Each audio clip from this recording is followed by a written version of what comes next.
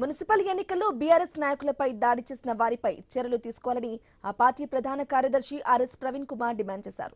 MP Dharmapuri Arvind, మాజీ MLA జగ్గారెడ్డిపై కేసులు నమోదు చేయాలన్నారు. అడిషనల్ డీజీపీ మహేష్ భగవత్ కు వినతి పత్రం అందజేశారు. పోలీసులపై జగ్గారెడ్డి మాటలను సుమోటుగా తీసుకుని ఎందుకు కేసులు పెట్టలేదని ప్రశ్నించారు. ఇదేనా ప్రజాపాలన అని నిలదీశారు. పోలీసులపై దాడులు చేసే నేతలపై కేసు నమోదు చేయాలని ఆర్ఎస్ ప్రవీణ్ కుమార్ అన్నారు.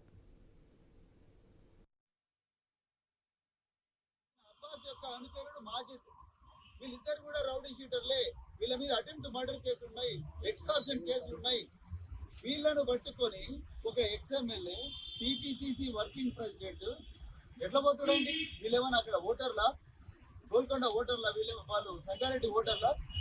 అది ఒక ఎక్స్ఎమ్మెల్యే 100 మీటర్ల లైన్, అక్కడి వరకే ఎవరైనా పోవచ్చు. 100 మీటర్ల లైన్ దాటి లోపలికి పోయి ఒక క్యాండిడేట్ కొడుకు, రిజ్వానా అనే ఆమె క్యాండిడేట్, రిజ్వానా కొడుకు వచ్చేసి అడ్డు.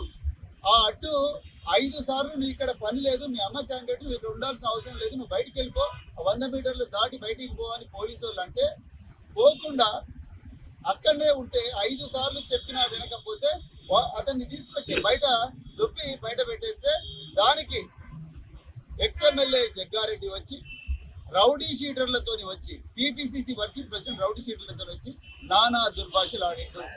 మరి ఎందుకు నేను ఇవాళ అడుగుతున్నా పోలీసు వాళ్ళను, ఎందుకు రేవంత్ రెడ్డిని అడుగుతా ఉన్నా, మీ హోంమంత్రిత్వ శాఖలో ఉండే పోలీసు వాళ్ళను ట్రీట్ చేసే విధానం ఇదేనా?